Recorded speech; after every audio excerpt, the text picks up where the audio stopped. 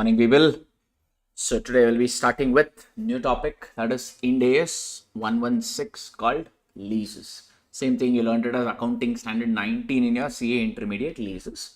But there is a lesser accounting of AS 19 and IND AS 116 is same. What you did, in fact, if you remember, we didn't have any questions on ICA material in intermediate, but we had solved a couple of questions for our reference, right? Here also same thing. Lesser accounting of both AS and IND AS are same. Lessee accounting is a lot different. What you have learned in CA intermediate will not hold good over here. Okay, it's different. Okay, but you will see more or less we can manage. Many concepts you already know. Okay, all right. So let's see what this is about. So basically IND AS 116, as the name itself is saying, leases.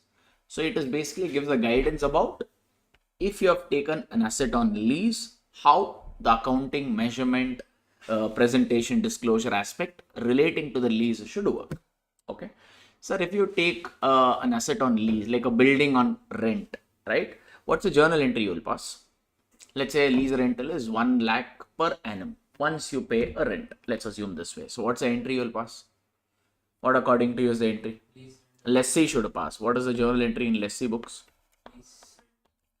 Lease rental account debit to bank account. Okay, how much? 1 lakh. And this lease rental, what do you do? This lease rental is an expense. That expense you will transfer it to SPL. So the journal entry will be SPL account debit to lease rental.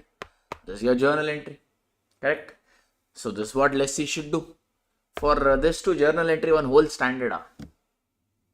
Only for these two journal entry, one whole standard. That too, this is a big ticket standard. It will take easily 4 days to complete. Yeah, 4 to 5 days I'm thinking. Let's see, I don't know. Yeah, at least for sure I think 4 days. So much build up for two journal entries. What we'll write this like people do, no? Allah, Jesus, Shiva, Ram and all, they'll write 1,000 times in their books. So we'll keep passing the same journal entry 1,000 times for 4 days. That's what we are about to study. What do you think is the pain point here?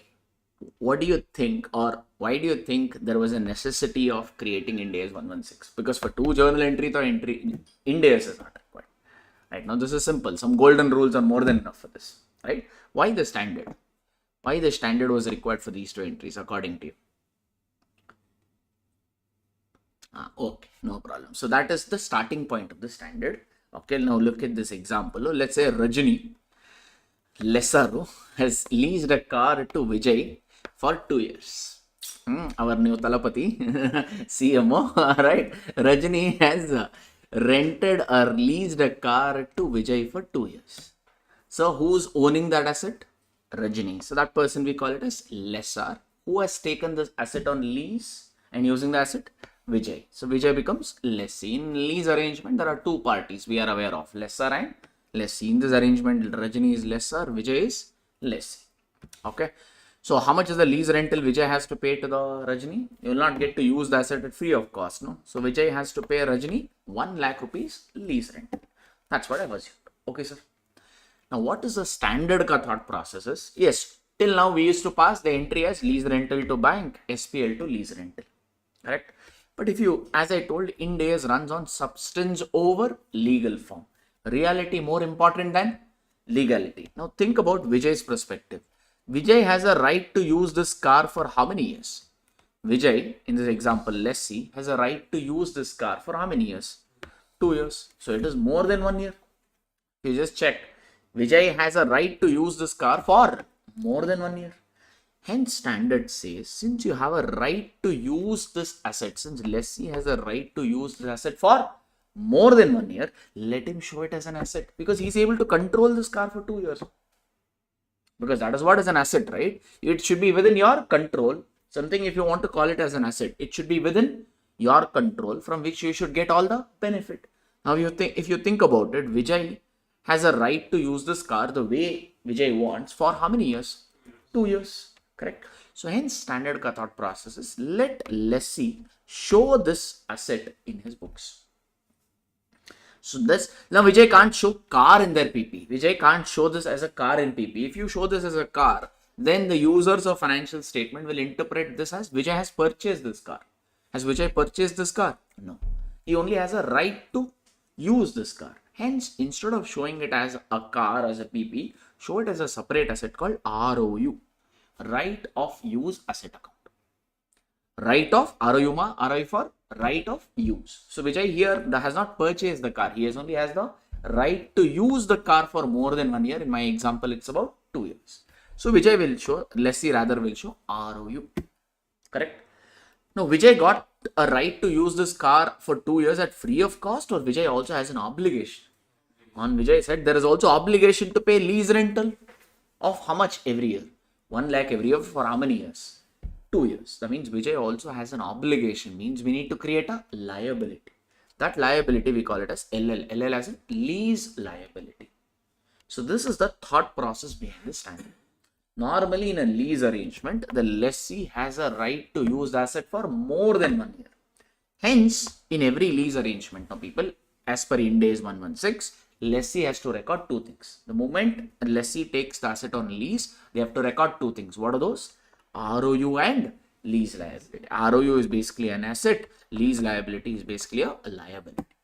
So lessee has to record an asset as well as a liability. Now the whole thought process changed. Okay. Now if you want to show an asset, at what value will you show? Right? If you want to show it an asset, right, at what value will you show? Because lessee has not purchased the asset. Now if you want to show a liability, at what value will you initially show? What will be the subsequent measurement for this? Where will you disclose this? All that came in. That guidance in IND AS 116 is given. That's where the standard came in. Fine. Since the thought process was this, right? So hence, whole lot of accounting you have to define. Hence, IND AS 116 has come into picture. Now, did you get the background behind the standard? So that's about IND AS 116. So in every lease, lessee has to record 2 things. What are the 2 things? ROU and lease liability. Fine now? Okay. Now people, there are some exceptions to this. First, let's learn. Don't worry about this. What value ROU will come, lease liability and all will come. That is what is the next 3-4 days we're going to do. Accounting is there. We have enough and more problems to cover accounting. You don't have to worry about the value accounting and all for now. The intention was, this example was to say you that the moment lessee takes an asset on lease, lessee records what? An asset called ROU, a liability called lease liability. That's all was the intention of this example. Fine. Now people, this ROU and lease liability accounting, it's not easy. It's a fancy accounting, correct? Now because you need to find out. In fact, lease liability, you already know. Tell me. Lease liability, you will record it at what? It's like a financial liability. Financial liability, you'll have to measure initially at fair value. How do you get fair value? One measurement basis. Present value of future lease, future payments. Here, lessee has to make future lease payments. No. Use a discount factor and find out present value. That present value only becomes lease liability. Okay. Fine. So this is a little sophisticated treatment, right? So for every lease, you can't expect the lessee to do this. Hence, they've got, you don't have to do this account. Ideally, you have to do what? This accounting. But they have bought a few exceptions where you don't have to do this accounting. That we call it as recognition exemptions. If you have entered into 2 kinds of lease, what is that? If you have entered into 2 types of lease, you don't have to do this ROU lease liability accounting. You can do this accounting. That's what you used to do in your 11th grade, 12th grade. No, lease rental to bank, SPL to lease rental. You can do this accounting. Lessee can do this accounting for 2 kinds of lease. One is short-term lease, STL. Lease of low value assets, LVA. Short-term lease, it's there over here. Short-term lease, STL. Lease of low value assets, LVA. So for these 2 kinds of lease, you can do simplistic treatment. ROU lease liability not required. Clear, sir? Now next, sir, how do we know whether it's a short-term lease? Sir, name itself is saying short-term lease. In our account, short-term we consider it as what? 12 months or lesser, right? If the lease period, okay, what is a short-term lease? If the total lease term at the commencement date itself, at the starting date, agreement date itself, if the total lease term is 12 months or lesser, the total lease period is 12 months or lesser, then it automatically becomes what lease? Short-term lease. And for short-term lease, lessee need not do ROU lease liability. They can do this particular simplistic accounting. Recognize lease rental as an expense and transfer that expense to SP. Correct now? Everybody? Keep in mind, this 12 months or lesser should be 12 months or less period. You will check on what date? Commencement date. Like look at this example. Let's say initially lease term was 5 years. Lessee has taken an asset on 5 years. So is it a short-term lease? No. Let's say 4 years has passed. 4 years has passed. How much period is remaining? 1 year. Now can I say this is a short-term lease? No. Right? You need to check whether it is a short-term lease at the lease commencement date. At the beginning only, when you enter into a lease agreement only, if the total lease period is 12 months or lesser, then only short-term lease. Later on, as the year passes, if you say only 1 year or less is pending, that time you cannot classify it as a short-term lease. Did you get this example, everybody? Okay, so you need to figure out the 12 months or lesser at the lease commencement date. That's a takeaway. Another one is, if you want to call it a short-term lease, the period should be 12 months or lesser. Second one, lessee should not have an option to purchase the asset. So if you want to call a lease as a short-term lease and take this easy wala accounting route, two conditions should be satisfied. One, it should fulfill short-term lease ka term. What is that term? 12 months or lesser. Second one, lessee should not have an option to purchase that asset. Sometimes what happens in lease arrangement, lessor will tell the lessee, I'll give you the option to purchase the asset once the lease term is over. Such an option should not be there. If both of these conditions are satisfied, it is a short-term lease. And if it is a short-term lease, this wala accounting is permissible. Okay, sir. Any problem, sir? Okay, now there is a small case. Okay, again here people, there are small concepts first. Okay, about first 20 questions is all small concepts and backing by them one-liner questions. Okay, but these are all concepts necessary for our bigger problems. So doubtful that these sort of questions will directly come in exam. If at all it comes, 1 or 2 marks ka MCQs. Okay, but we need to know if we are to get comfortable with the bigger question, these small concepts are important for us. Okay, so if time permits today, one or two big questions we will take. Otherwise, first we'll see based on the progress. Okay, we have a case now. Right, this standard is beautifully constructed. For every provision, there is a small case study for everything. And in fact, that is the way ICA has constructed their material this time. So that's the reason I say ICA material is really good for FR. You don't have to refer any other book, any other resources. Even my material also ditto is from ICA material itself. Okay, look at this question. Now you need to tell me with this particular case, is it a short-term lease or not? Okay, a lessee enters into a lease arrangement for 9 months. Okay, 9 months. So far it looks like a short-term lease, but with an option to extend the lease for 4 months. Lease term is 9, but lessee also has an option to extend for 4 months. So total it will become 13 months. 1 second, hang on. The lease does not have a purchase option. Great.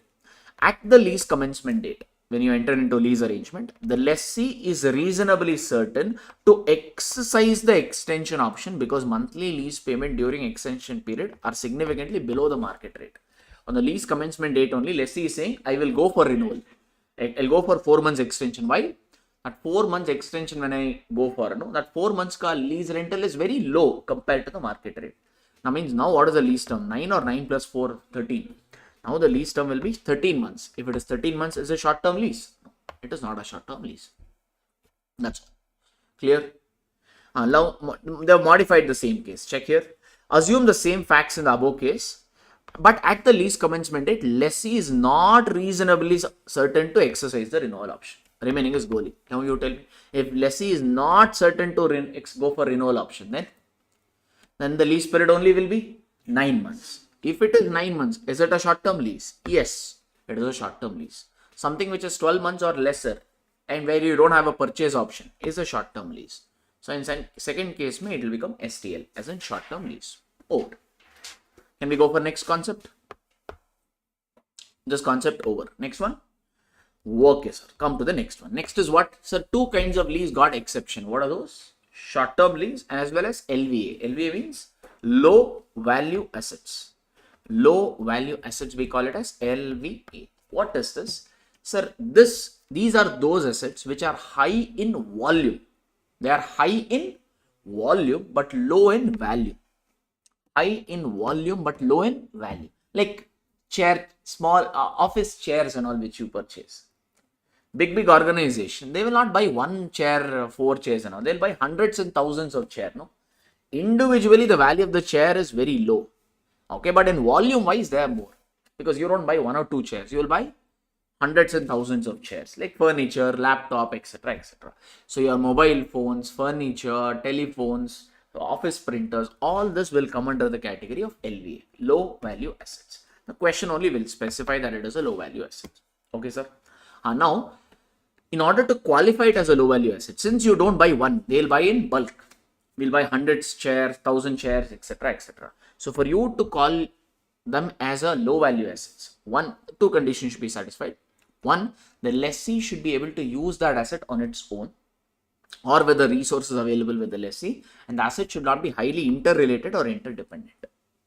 The lessee must be able to use the asset on its own or with the resources available with the lessee, and they should not be highly interdependent or interrelated. Look at this example. Let's say people, now if lessee buys 100 shares, if lessee buys lessee takes 100 chairs on lease, 100 furniture like a chair on lease, all the 100 have to be used together, or can you use it on its own? You can use all 100 chairs independently, separately, yes or no? If you want, you can use only one, other 99 you can choose not to use. That is what first condition is trying to say. Lessee can benefit from using the asset on its own. Okay, fine. Another one is, the asset should not be interdependent or interrelated. Now, 100 chairs, are they interrelated? Are they interconnected? No. Like sometimes what happens when you have when you're using laptops and computer, sometimes when you build an ERP system, one system is connected to the other. If one shuts down, all the other also will shut down. If it is interconnected asset, then it is not low value. Then it is low value. Then it is not low value. For it to be LVA, they should not be interdependent or interconnected. Like AC and this furniture, is it interconnected, or you can use it on your own? You can use it on your own. But a building with centralized AC, a building which has a centralized AC. Now to use AC, you need to have building walls. Then they are highly interconnected. That's what they're trying to say. For it to be LVA, that interdependency should not be there. Comfortable, everybody? That's what I've written here. What are the two conditions again for LVA? The lessee should benefit from using the asset on its own or with the resources available with the lessee. What do you mean by resource available with the lessees? Let's say lessee has taken a plant and machinery on lease. Okay, but this is a sophisticated machinery, advanced machinery. To use this machinery, you need some skilled workforce. You need a skilled employees. They only can operate the machinery. Like you and I, can we run aircraft too? We want to, but will we get the permission? No, but we need to have a proper pilot license for it, right? Do we have it? Last time I checked, I don't have. How about you? Not in your dreams. In reality, do you have a? No, that way. Similarly, if this is a sophisticated machinery, you need a skilled laborers to operate it. Fine. The lessee has taken machinery on lease. Skilled laborer lessee already has. In the lessee organization, skilled labor already is available. That means now can lessee use this machinery? Yeah. Because the resource to operate this machinery, lessee already has. Comfortable? That's what I've written it over here. The resources or with the resources available with the lessee. Because to use this asset, you need a resource called skilled labor. Lessee already has that skilled labor. So you can use that. That's what second point is trying to say. So basically, first point is trying to say you should be able to, lessee should benefit from using the assets independently. And the asset should not be interconnected or interdependent. That's all. If both the conditions are satisfied, it is an LVA assets. And LVA assets ka some of the examples are your mobile phones, your printers, small office furnitures, etc., etc. called out over here. Done? For it to be LVA, one more condition should be satisfied. Sublease should not be done. Sublease means what? You take the asset on lease and you give it on lease to, you further lease it. Like A leased the asset to B, B leased it to, B further leased it to C. This B leasing it to C, we call it a sublease. A leased it to B, B has further leased it to C. This further lease or B leasing it to C is what we call it a sublease. That sublease should not be done. Fine. If it is sublease, it is not an LVA. You cannot take lease recognition ka exemption. You'll have to do normal accounting. Don't worry about accounting. Even sublease is also there. We'll discuss all that. Comfortable, everybody? This is your LVA. Done now? Okay, we have some questions on it. Or I think question here on this is not there. Leave. But anyway, this low LVA assets ka question will be very straightforward because they have to mention that it is a low value asset. So it will be a straightforward. So question doubtful on this. So for two assets, again, just to sum up, you give for two assets, no, or go one step back, which is a standard IND AS 116. So first we are talking about lessee accounting. In fact, lessee accounting is the most important here. Lesser accounting, we hardly have any questions in our material, right? One or two questions maybe I would have framed as an example just for our reference. But lessee accounting is the most important for exam. So as per IND AS 116, whenever a lessee takes an asset on lease, two things he has to recognize. What are those? ROU, lease liability. ROU means right of use asset account.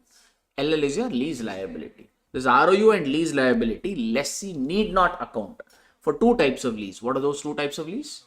One is your short-term lease, STL, and then low value assets ka lease. How does it become a short-term lease? For you to call a lease as a short-term lease, at the lease commencement date itself, the total lease term should be 12 months or lesser. Okay, that is one. And lessee should not have an option to purchase the asset. That is your short-term lease. Low value assets targets those assets which are high in volume but low comparatively in value. Their value will be very less, but you'll buy or you'll lease a lot of those assets. So when can you call an asset as a low value asset? One, you should be able to use the asset on, or lessee should benefit from using the asset on its own or with the resources available with the lessee. Second one, the asset should not be interconnected or interdependent. You should be able to operate them or use them independently. Another one, sublease option should not be done for you to call it as LVA. Done. Okay, people. Now let's go into the main matter. Lease ka definition. Lease ka definition. Okay. Now, if you want to call a contract as a lease, 4 features should be satisfied.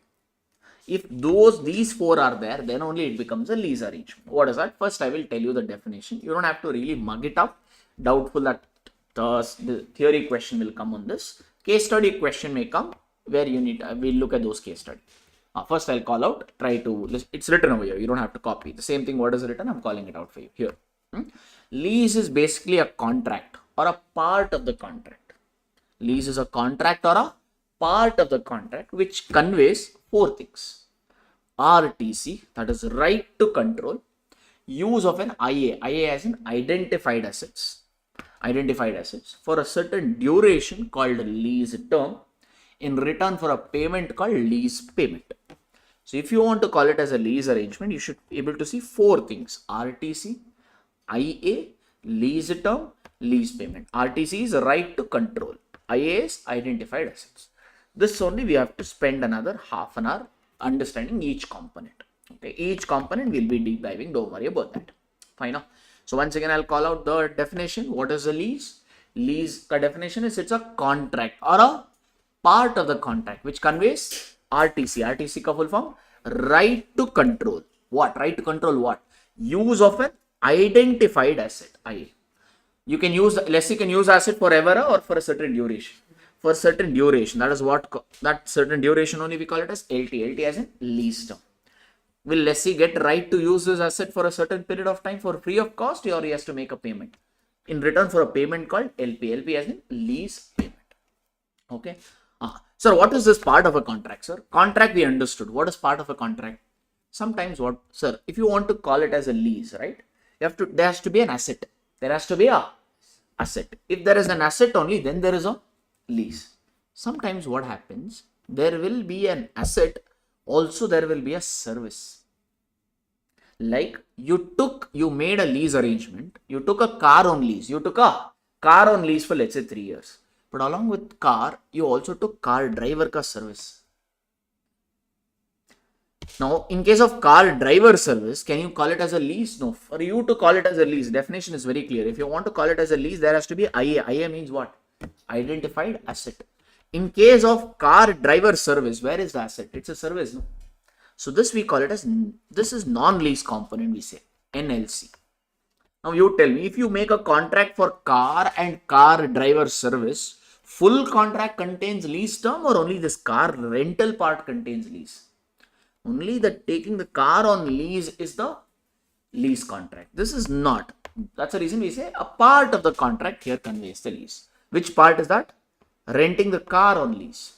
Car driver, taking the car driver is a service contract. Service contract is not lease. That you accounted as per the other standards. Fine, people. Comfortable? That's the reason in the definition you have contract as well as part of the contract. Part of the contract means you could make a contract to take an asset on lease. Also, you can take some service along with that. That service part will not attract lease provision. Now, there's some things we can do for that. We'll see. Are we comfortable? Hence this. Now, this 4 features one by one we'll have to study now. What are those again? Right to control. Use of an identified asset for a certain duration called lease term. In return for a payment called lease payment. One by one we will understand that. Okay, don't worry about this. We will be spending next 45 minutes, half an hour with the problems, each of them. For now, let's move on. Okay, there is a question. Fine. Just remember, if you want to call it as a lease, if you want to apply IND AS 116 provision as a lease, there has to be an asset. There has to be an asset, and which asset you should be able to clearly identify. IA means that only. Identified asset. Which asset you have taken it on lease, you should be able to identify. Keep that in mind. Read the next question. One-liner answer. Customer XYZ has entered into a 10-year contract with supplier ABC for the use of a car. So we have taken a car on lease for 10 years. Duration could be anything. 4 years, 10 years, 15 years, whatever. Doesn't matter. The specification, read this line. The specification of the car is specified in the contract. What type of car is mentioned in the contract? Like which brand of car we want, what is the type of the car, whether it's a sports car, SUV car, MUV car, hatchback car, what is it, small car, big car, which color, which option, automatic, manual, everything we have specified. Okay. At inception and the lease agreement date, the car is not yet built.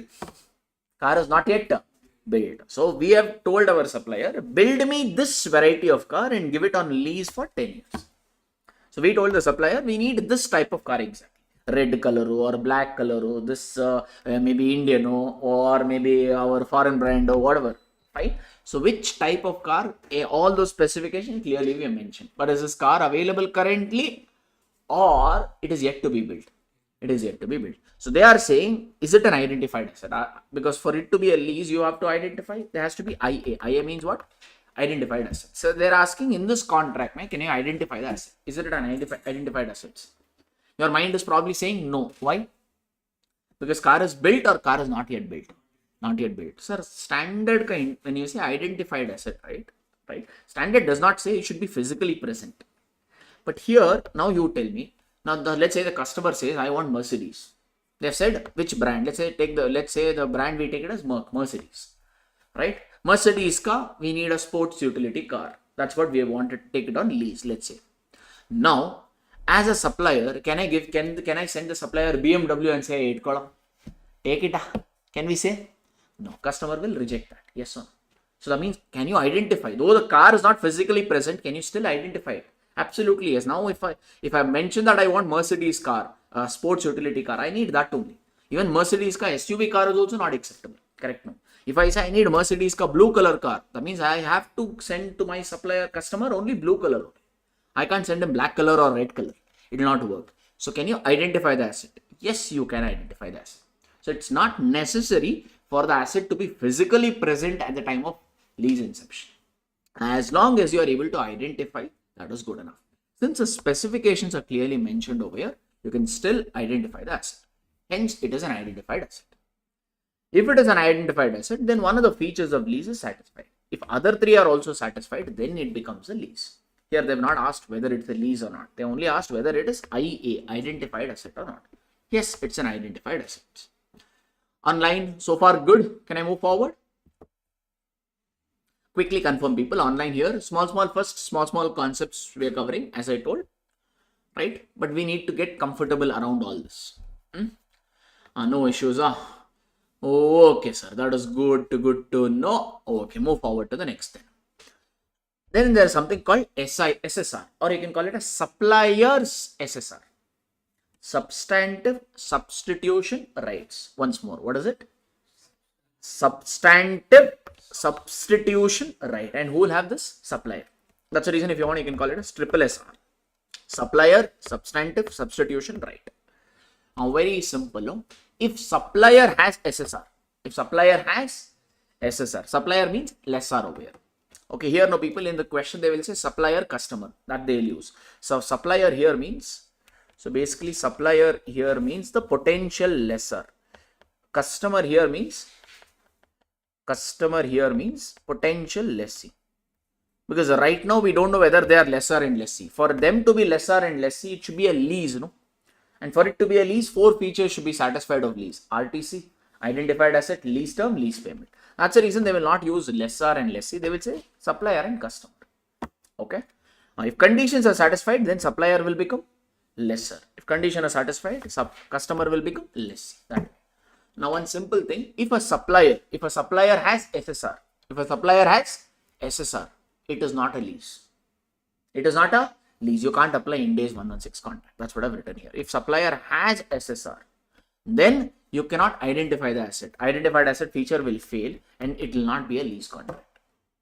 So I did not understand, sir. No problem. So name itself is saying substantive substitution rights. Substitution means what? Substituting means replacing.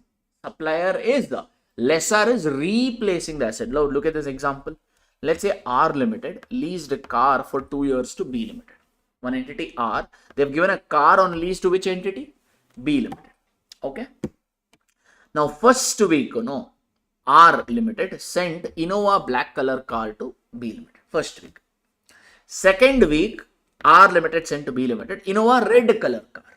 First week black color, second week red color. Third week to heights only. R Limited sent Omni car, Maruti Omni car. They say kidnapper car. Yeah, it is famous. I don't know why they named it like that, but in almost all the kidnapping scenes, you see that car only. Yeah, Papa, why Maruti Suzuki should be feeling very bad about it. Okay, Papa, with so much heart they made a car. Now people are telling kidnapper car.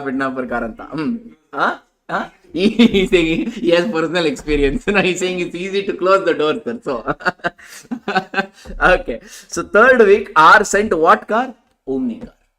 Now you tell me, what is supplier doing over here? Is he leasing one car or is going on changing the car?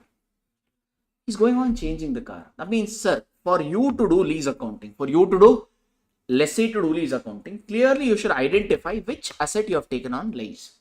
You should be able to identify which asset you have taken on lease. Here, lessee can identify the car or car itself is going on getting substituted. Car is going on getting substituted means which asset you have taken on lease you cannot identify.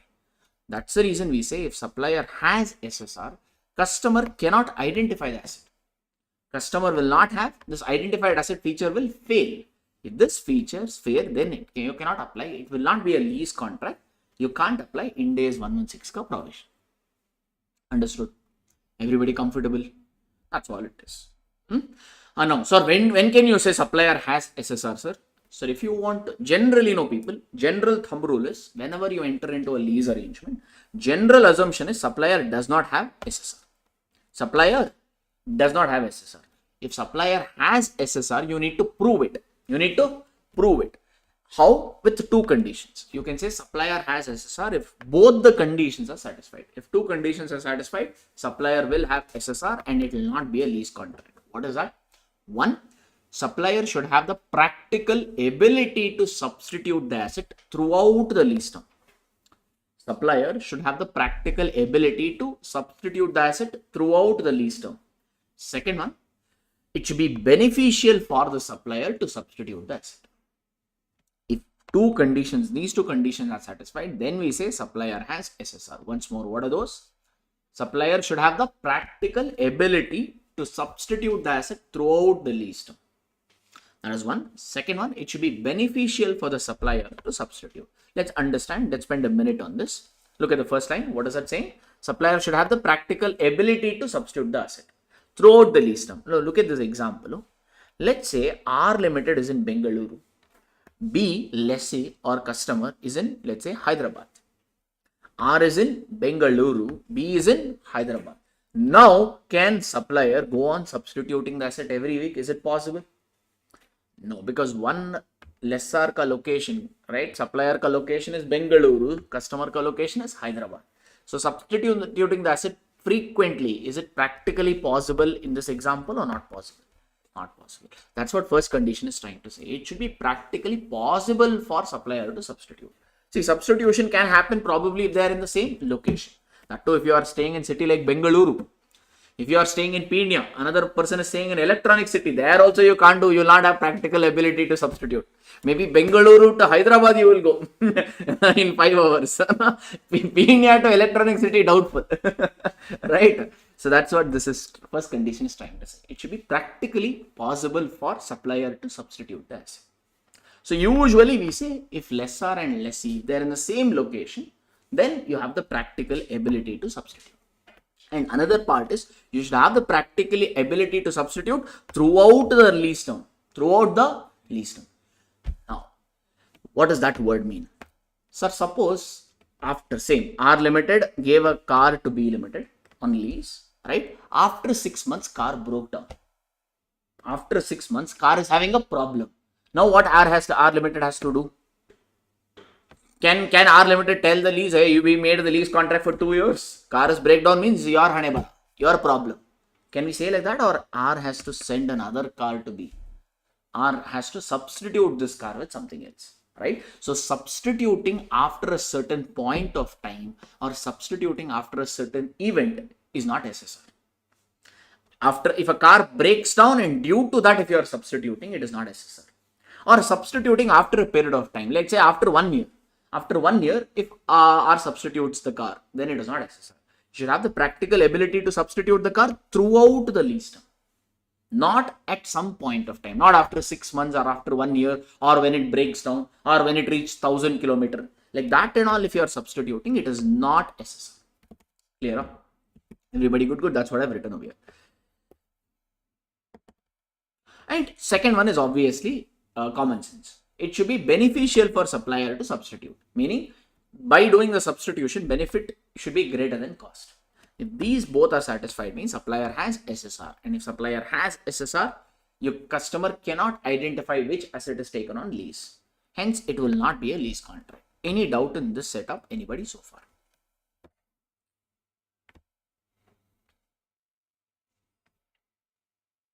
Yes, sir. What, sir? What, sir? Can we move on, sir? Okay, since you've got it, okay, look at this one case is there now. And what is the general assumption in the contract? If nothing is mentioned about SSR, what is the general assumption we do? Supplier does not have SSR is a normal assumption we take. Okay, now if supplier has SSR, you'll have to prove it by satisfying both the conditions. Now with that in mind, read this case number 3. Now you have to tell me the answer. Okay. Case scenario 3. An electronic data storage provider, supplier, provides service through a centralized data center that involves use of a specified server number 10. Sir, we are a data center operators. We have many servers. Obviously, now it's a digital zamana age. No, everything is stored digitally. So we need a lot of storage space. So we have a lot of servers. That servers, we lease it out to whoever wants it. On that server, customer can store their data. One of the server called server number 10, we have leased it to a specific customer. Okay. The supplier maintains many identical servers in a single accessible location. So do we have only server number 10 or we have many servers? We have many servers or all of them are stored in one place. They're not stored in different places. At inception of the contract, at the beginning of the contract, it is permitted. It is permitted and it can be easily substitute another server without customer's consent throughout the period of use. So in the lease arrangement only, the lessor, okay, or supplier has told the customer that I have many servers. Currently your data may be stored in server number 10. If I want from server number 10, I can move it to server number 8. And that is my choice. And such a choice, it's already there with the supplier. And we can move this only once or throughout the period. Such a clause is already there in the lease arrangement. Now you tell me, supplier does not have SSR or supplier has SSR. And they also said further supplier would benefit economically from substituting the asset. So first condition for supplier to have SSR, 2 conditions should be satisfied. What are those? Supplier should have the practical ability to substitute throughout the lease term. Here ability is there. Yeah, we have stored many servers. We have many servers. You can take the data from one server and put it on to the another server. And throughout that lease term, you can do it. And you don't have to even ask the customer because such clause is already mentioned in the agreement. Second one, is it beneficial for you to substitute? To change the data from to swap the servers, they're saying it is beneficial. Okay, that means what? What is the final answer? Supplier has SSR. If supplier has SSR, will customer have identified asset? Customer cannot identify the asset because currently customer is using server number 10. Maybe after a few weeks it will be server number 1. Then it may be server number 5. So asset goes on changing means customer cannot identify which asset is taken on lease. Hence it is not a lease contract. This is the answer. Clear, sir? Other things are story. Don't worry about story. This is good. Now the same case they have modified. Check in scenario B. Assume the same facts as in scenario A, except that server number 10 is a customized asset. So it is not a general asset. It's a customized asset means you can lease it out to any party or only few selected party. So now they are saying server number 10 is a customized asset and supplier does not have the practical ability to substitute the asset. Additionally, it is unclear whether supplier would benefit or not. Now you tell me, sir, since it's a customized asset, the server number 10, what we have leased it to our customer is a customized asset. That means we have built the server only according to customer specification. Now, can we lease it to another party? Do we have the practical ability to substitute this server with another server, or we do not have? We do not have. That means first condition only pass or fail. First condition only fail. If first condition only fails means other condition we need not even bother because both the conditions should be satisfied for supplier to have SSR. Here condition number 1 has failed. So supplier does not have SSR in the second case. In scenario B, supplier does not have SSR. If supplier does not have SSR, can customer have identified asset? You can clearly identify. Now customer will be using only which asset? Server number. All the data of customer will be stored in server number 10. So we can identify that server number 10 is what we have taken on lease. So customer can identify the asset in second case. Okay, then it can be a lease contract provided other features are also satisfied. That's all is this question all about. Now this one is over. This concept and its question are over. One line, if you write whatever I've written here, if you can just write down in a notebook or refer this only, it is sufficient. No need for extra fittings. 1 or 2 marker question maximum these are. Beyond that, doubtful. If at all it comes as a descriptive also, no need to freak out. First write this SSR condition. 2 conditions are there, no? Write that. Then facts of the case. Conclusion is this. That's it. Even if it comes as a 2 or 3 marks ka descriptive question. By chance is a theory. And now, again tell me, sir, for it to be a lease, tell me lease ka definition. Lease is a contract or a part of the contract which conveys 4 things. Which conveys right to control RTC of a identified asset for a certain duration called lease term, in return for a payment called lease payment. Okay. Now we're going for first. Okay, and we're looking at IA. We are calling it as IA. IA means what? Identified asset. Identified asset. Sir, for lessee to do the lease accounting as per IND AS 116, which asset is taken on lease, you should be able to identify. Which asset is taken on lease, you should be able to identify. That's only we're calling it as identified asset. So if you want to call an asset as an identified asset, we say it should be physically distinct. It should be physically distinct. Meaning only when it is physically distinct, you can tell whether you have taken it on lease or not. Okay. Now, if I have 10 furniture, for one furniture, if I want to do lease accounting, what should I be able to tell? Which furniture I've taken it on lease? I should be able to identify among the 10. Yes or no? That's what they're trying to say. If you want to call an asset as identified asset, it should be physically distinct. Meaning you should be able to separate and tell, because you may have hundreds of assets, right? In that hundreds of assets, you should be able to separate and tell which asset you have taken it on lease. You should be able to identify that. Okay. You can say an asset is identified asset when it is physically distinct. And it just goes a little extension. Whole asset need not be physically distinct. Even a part of the asset can be physically distinct. What did I say? Whole asset, 100% of the asset need not be physically distinct. Even a part of the asset can also be physically distinct. Like let's say, practical example you take.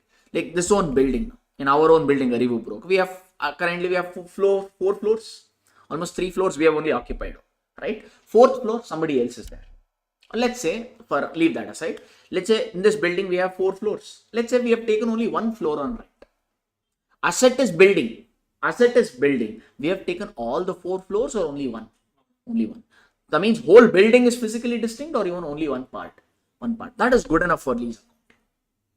We need not take whole building on lease for you to do lease accounting. Even a part of the asset you can take it, and even a part of the asset can also be physically distinct. So if you just take one floor on lease out of 10 floors, that is also fine. This one floor is physically distinct. That's what happens practically also when you have big business parks and all. It'll have 20 floors, 30 floors, maybe 1 or 2 floors you will take it on lease. That is good enough. The whole building or the whole 10 floors, you need not take it on lease. Even 1 or 2 floors if you have taken, that is also good enough for you to do the lease account. Any doubt in this? No? Comfortable? Sometimes what happens is there will be one asset, multiple people will be using the same asset. There will be only one asset. Like here, at least if you just check, out of 10 floors, we have taken 1 floor on lease. So this entire 1 floor, who will be using? Lessee only. Other 9 floors are used by other people. So here at least you will be able to separate it. I'm not talking about this scenario. I'm saying there is one asset. That one asset is used. The same one asset is used by multiple people. Especially if you look at the examples of gas pipeline, fiber net and all that. Especially if you take gas things, right? See, gas and all, we do the import mostly, right? We are not self-sufficient. We import it. Okay. All that, they lay the gas pipelines underground, right? Now, let's say there are 100 companies dealing with petrol or diesel. Government will give permission for 100 companies to dig the road. That means everyday people will be digging on. It will not work at all because you will have hundreds and thousands of companies who are dealing with petrol, diesels and all this natural gas, right? Government will not give permission to dig the roads, to lay the pipelines for all the companies. They will say, we will build one pipeline. We will make one underground pipeline and you guys share it. Whoever wants to deal, you guys share it. So it is what? Pipeline is one asset. But is that asset used by one people or multiple entities? Multiple lessees are there. In that case, what to do? Same asset is used by multiple people or it's leased out to multiple people. In that case, what to do? Sir, if a same asset, if it is leased out to multiple entities or multiple lessees are there, standard says you need to check which lessee or which customer is using the asset at its substantial capacity. What is that? If you have a single asset which multiple customer is using, you need to check which customer is using the asset at its substantial capacity and getting the benefit. Substantial capacity in standard interpretation is 95% or more. That means from that asset, whichever customer gets 95% or more benefits or 95% or more of that asset capacity, whichever lessee is using, for that particular lessee, it will become identified assets. For others, it will not be identified asset. You can't apply lease accounting. Lease accounting. Fine, that is what it says. Easy. We have a question on this. But once maybe let's recall the provision and then go for the question. What is this concept now? Identified asset. Identified asset means basically in simple terms, which asset lessee has taken on lease, the customer has taken on lease, you should be able to identify. If you can identify the asset only when it is physically distinct, when it is physically separate. The whole asset should be physically distinct or even part is also good enough. Part of the asset can also be physically distinct, like 1 floor out of the 10 floor building. If you have taken on lease, still it's an identified asset. Just continuing that example, if one asset is there, only one asset is there, but that asset is used by or it is leased to multiple customers. In that case, for which customer you can apply IND AS 116 lease provision. You need to check which customer is using the asset at its substantial capacity and getting that substantial benefits. Here substantial means 95% or more. Only for that customer, it will be a lease contract. For all others, no. You can't apply IND AS 116 provision. It will be a normal supply contract. Do income expense accounting. For the person paying rent, you book expense. For the person receiving rent, book income. Right? For that person. For whichever customer is using the asset at substantial capacity, for that person, you do the IND AS 116 lease accounting. With this in mind, read this question. Customer XYZ enters into a 15-year contract with supplier for right to use 5 fiber within the fiber optic cable between Mumbai and Pune. So, contract identifies 5 of the cable's 25 fiber cables for use by customers. So totally there are 25 cables. Okay, fiber optic cable, internet, broadband cables basically. There are totally 25 cables. So we have taken all the 25 cables on lease as a customer or only 5? 5. And which 5 the contract is able to identify? Out of this 25 total cables, which 5 cables we have taken it on lease, we are able to identify. Will this 5 cables others use it or we will only use it? We will only use it. These 5 fiber cables are dedicated solely for customer XYZ ka Zeta. Will anybody else use this 5 cables or only us? Only the customer will use it. Assume that supplier does not have SSR. That any which way we're going to assume. Now you tell me, is it an identified asset? Can you identify? There are 25 cables running. In that 25, 5 cables we as a customer can take on lease. Is anybody else going to use that 5 cables or only us? Only us. So that means, is it an identified asset? Yes, it's an identified asset. If it's an identified asset, it can be a lease provided other features of lease are also satisfied. That they did not ask, so we'll not bother. Now can we go for next question? Question number 5. You can just write the answer. Yes, that's good enough.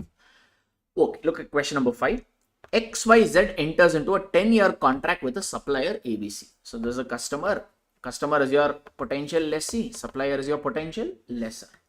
So customer has made a 10-year contract with supplier for the right to transport oil from India to Bangladesh through supplier ABC's pipeline. Obviously, if you are dealing with petrol, diesel and all, you need to transport it through pipelines. And we, the customer, don't have that pipeline. Who has that pipeline?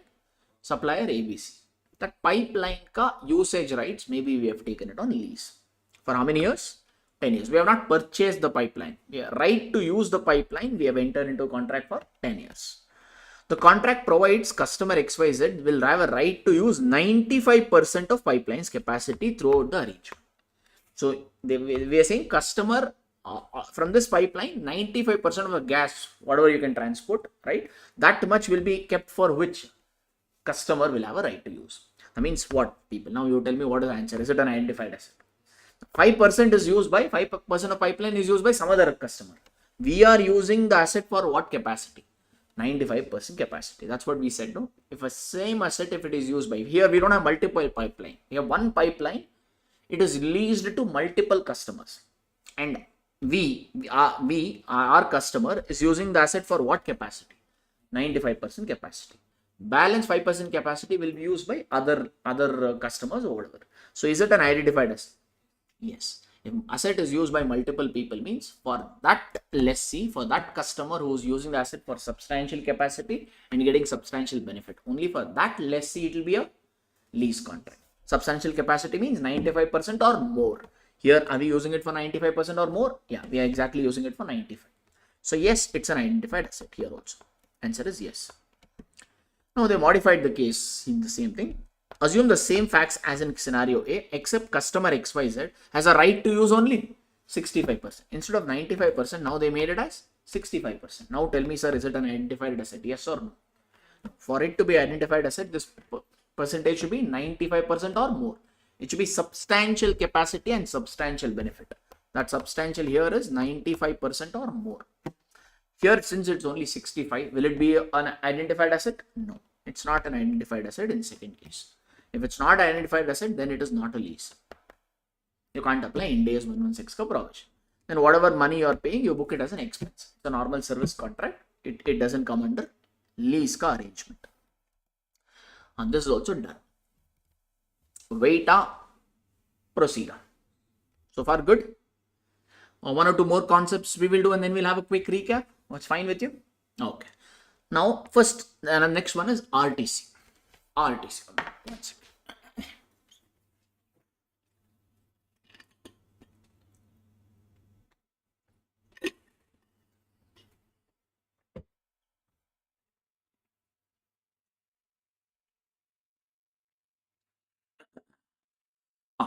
RTC. RTC means right to control. This is English definition. Sir, when can you say you have a control over a particular asset? When can you say you have a control over a particular asset? Like a machinery. If you want to say machinery, I have a right to control over machinery. How do you find out that? I should be able to direct the use of machinery. how much to use it, who should use it, where to store it, when to get it repaired, etc., etc. All this decision third party will decide, or I should decide? I should decide. That's all. That right to direct the usage, lessee should have. Okay, and we should get the substantial benefit from that asset. Then only we say we have RTC. And that's what is our asset. No, if you want to call something as an asset, it should be within our control, from which we will get all the substantial benefit and restrict others from getting the benefits. Okay, and we can say it is within our control when we can direct its use, how to use it, when to use it, where to store it, blah blah blah. All those decisions relating to the asset, we as a lessee should be able to decide that. So if these two conditions are satisfied, we say as a lessee we have a right to control the use of an identified asset. Okay, sir. This is a purely common sense. Okay. All right. Now look at this. And this particular, maybe we have 2-3 questions on this. Through that we can understand our definitions a little better. ABC enters into a contract with XYZ, which grants ABC. Sir, the person entering into a contract. Now here sometimes what happens, some students will have a confusion. Sir, who is lessor here? Who is lessee here? Because question will not specify that. When they use the word ABC is entering into a contract with XYZ, no, the person entering into a contract is a lessee here. Always. That's the general norm. And the other person will become your lessor. That's one quick way to identify it in case you're having a confusion. Right? In bigger questions, sometimes you may have a confusion. Who is the lessor? Who is the lessee? So when they say a person is entering into a contract, the person who is entering into a contract automatically becomes, the first person automatically becomes lessee. The other party becomes the lessor. Because the word lessor, lessee may not be used. So this is one quick way to identify who is lessor and lessee. First person is basically lessee, second party becomes your lessor. Okay. These two have entered into a contract which grants ABC exclusive right to use a specified grain storage facility for a 5-year period. Obviously, if you are a farmer, once you grow your crops, you need a warehouse to store your crops, right? So ABC wants some storage warehouse facility to store their crops. That warehouse they don't have. That warehouse facility they have taken it on rent. That warehouse building they have taken it from XYZ. For how many years? 5 years. But for full 5 years or only in the month of May and June? Only in the month of May and June. Meaning obviously some crops are very seasonal in nature, right? You don't need it. You will not grow it throughout. You'll only grow it like mangoes. You'll only get it in summer 2-3 months. Right? So if you are a mango farmer, you don't need to store the mangoes, or you don't need the warehouse for entire 12 months. You may be needed only for 3 to 4 months to store it, because after that, no more mangoes will arise. So here as a lessee, we have made a contract for how many years? 5 years. For all the 5 years, will we use the storage, or only 2 months in a year? 2 months in a year, we want the storage facility. Other 10 months in a year, we don't want. Only for May and June, we want. And only once a year or 5 year. 5 year we made a contract. So every year in the month of May and June, we will use the storage facility for a period of how many years? 5 years. That is the nature of this contract. During these months, that is May and June, ABC, that is potential lessee, has a right to decide which crops are placed in storage, when to remove them. So how much to store, when, how long to store, when to remove, all these decisions during May and June relating to warehouse is taken by lessee. Lessee has a control of full power over it. XYZ provides loading and unloading service for warehouse activities. Obviously, you need, no? If you want to store grains in the warehouse, you need someone to carry the crops inside. So lessor told, I have manpower, I will give that service. That is an extra service you are taking. That's okay. During the other 10 months, we have taken the storage only for May and June. No? During the other 10 months, XYZ, that is the lessor, has a right to determine how the warehouse should be used. Clear, people? Clear. And now they are saying which party has a right to control the use of an asset. So basically they are saying, does ABC have a RTC over here, is what they are asking. Yes, of course, in the month of May and June, you can make contracts like this. Obviously, if you are into seasonal business, you don't need the asset for whole 12 months. You may need it only for May and June or few months. But for whichever months you made a contract, will other person interfere, or we will have full right to control this asset? We'll have full right to control the assets, how to use it, where to store it, blah, blah, blah. All the decisions in May and June, lessee only will take. So lessee basically they're asking, does lessee have RTC of an identified asset? Yes, lessee has a right to control the use of an identified asset. Okay, now. And if other features are also satisfied, it becomes a lease. Okay, na Sarji? And now some students may have a doubt, sir, what is the lease term over here, sir? Lease term is not 5 years. Sir. You have taken the asset on lease for how many months? 2 months. 2 months in a year. For how many years? 5 years. That means it is 10 months. Lease term will be 10 months. Because you don't have it for entire 60 months. No? Only 2 months in a year you can control this. For a period of 5 years means the total lease term here. Again, one question on that later you will get it. Here only you might have a doubt, so I sorted out. So 10 months will be the lease term over here. You can take the LT ka, short-term lease ka exemption over here. Yes. But you should also not have an option to purchase the asset. Okay, na? Done. Can we go for the next one? Relating to RTC only, there is one more related component. What is that? Sir, asset is not sold to the lessee. Asset is not sold to the lessee. Asset is only given on lease. Now, if you have observed, now if I take like ArivuPro, if we have taken a building on lease, Now, can I say this building I have taken on lease? No, it's 4 floors. I will demolish and make one for 10 floors. Can I do that? Or lessor will interfere? Sir, just because you have taken an asset on lease, you can't do anything and everything. Lessor will interfere on few things. Like I'm a car, right? I own cars and I rent them out. That's my business. I'm in Karnataka, Bengaluru, right? So I rent out the cars. I lease the cars to the interested party. But all my cars now have only KA permit. KA permit means Karnataka permit. So my cars now can roam around only in Karnataka. You cannot take it outside Karnataka because I don't have other states ka permit. I don't have all India permit. So I leased my car. I leased one of my car to my lessee and told my car no has only KA permit. It only has Karnataka state permit. Please don't take this car outside the Karnataka because the car may be seized. So that restriction I have put it on the lessee. Now, because as a lessor, I have put some restriction on lessee. Can you say lessee does not have RTC? Can we say lessee does not have RTC? No, these are what rights? These are protective rights. Just to protect my asset. Say, now I don't want lessee to interfere in lessee ka business. My intention of putting this restriction is what?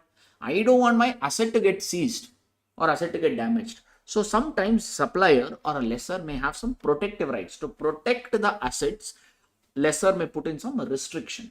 Just because your lessor is putting some restriction or protective rights, that does not mean customer does not have RTC. Customer will still have right to control the identified asset. We understand this point what I have said. Everybody.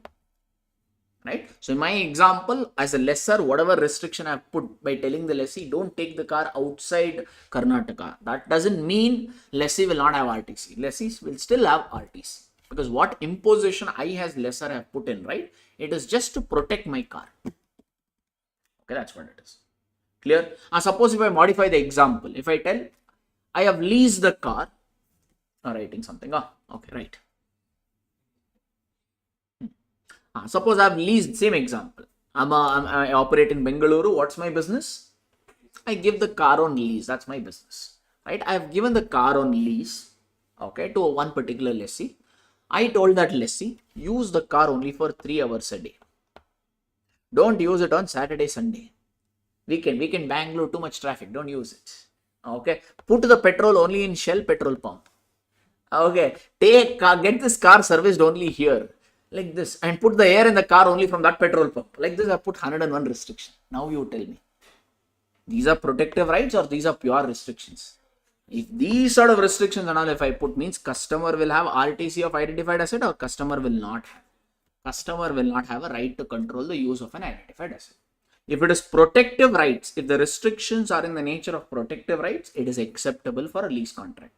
But if it is something more than protective rights, if it is an interference in the usage, then customer will not have RTC of identified assets. So you need to analyze it on a case-to-case basis, whether it is protective rights or not. They will give you enough information. Okay, sir. Now we have case studies on this. But did we understand this points, everybody? So fine print is what? If you want to call it as RTC, what is RTC ka full form? Right to control.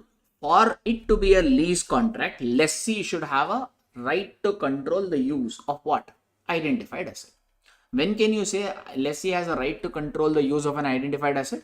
One, lessee should be able to direct the usage of an asset. How to use it, how much to use it, where to store it, who should operate the asset. All that decision lessee should have over that asset.